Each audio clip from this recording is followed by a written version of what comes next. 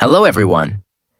Today, I want to tell you an incredible story about how English took me to my dream, my passion, and my success.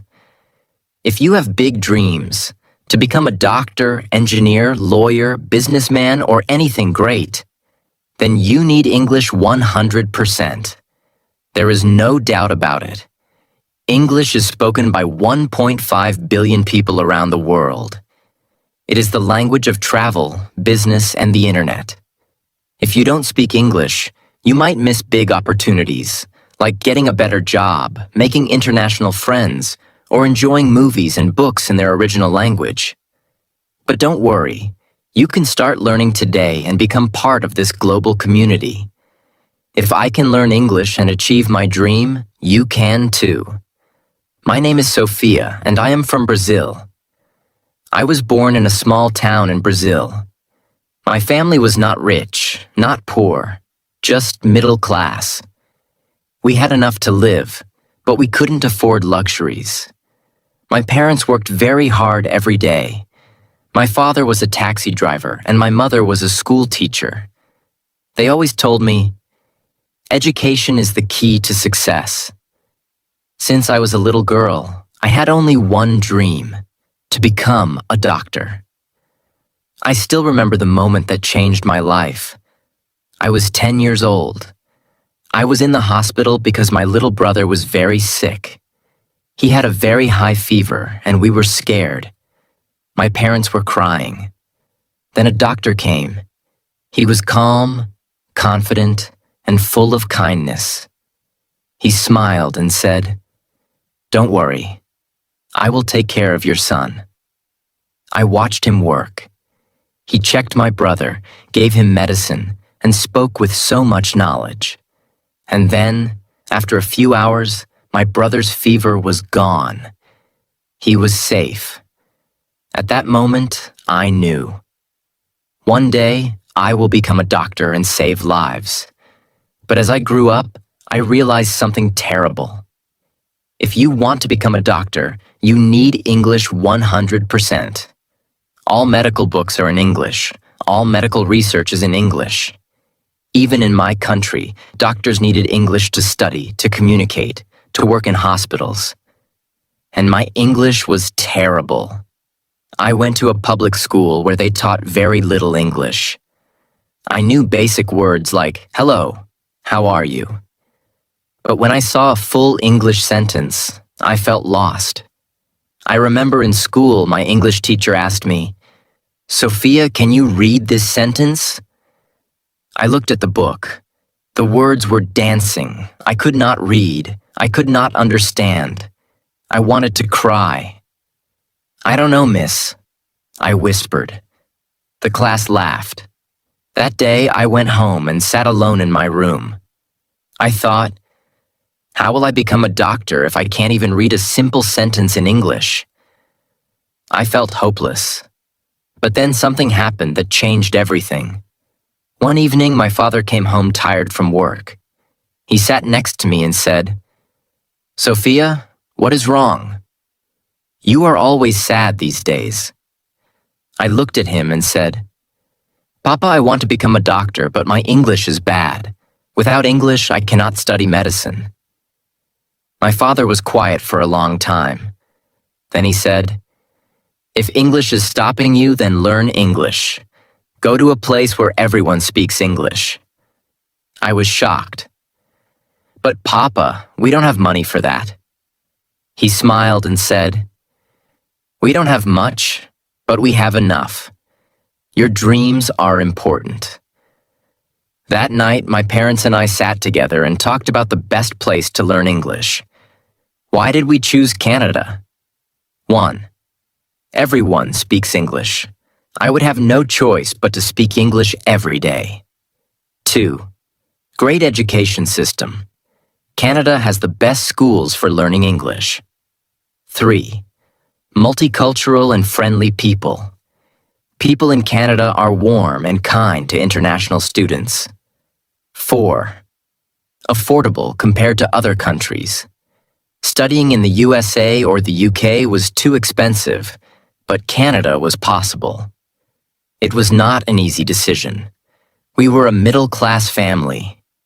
My parents had some savings, but not much. They made a huge sacrifice. They used almost all their savings to pay for my flight, my English school, and my first few months of living in Canada. Before leaving, my mother held my hand and said, "Sophia, we are giving you everything we have.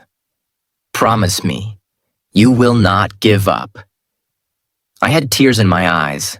I hugged her and said, "I promise, Mama." And then, with one suitcase, a little money, and a big dream, I flew to Canada. The moment I landed in Toronto, Canada, I felt like an alien. The weather was freezing. In Brazil, it was always warm, but here, my hands were like ice. The food was strange. I missed my mother's homemade Brazilian rice and beans. The people were nice, but they spoke so fast. And then, the biggest problem, English. At the airport, a man asked me, "Hey, do you need a taxi?" I panicked. I did not understand. I just smiled and said, "Yes." He said, "Where to?" I had no idea what he said. My brain stopped working. Finally, I showed him the address on my phone. That night, in my small rented room, I cried. What am I doing here? I can't understand anything. How will I survive? For the first time in my life, I felt completely alone. The next day, I went to my English language school. The teacher smiled and said, "Welcome, everyone. Let's introduce ourselves." When my turn came, I stood up. My hands were shaking. I said, "My name, Sophia. From Brazil."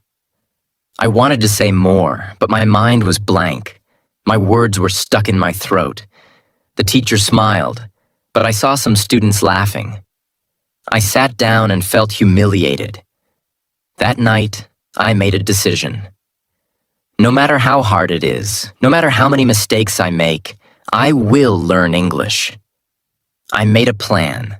I promised myself, I will do everything possible to become fluent. And that was the beginning of my English learning journey. I still remember my first few weeks in Canada. It was like stepping into a new world, exciting but also terrifying. Everything was different. In my country, I understood everything. Here, I felt like a baby learning how to speak. Before I tell you how I improved my English, let me tell you about the strangest things I noticed in Canada. No school uniforms. In Brazil, students wore uniforms. But in Canada, children wore anything they wanted. Some wore pajamas to school and nobody cared.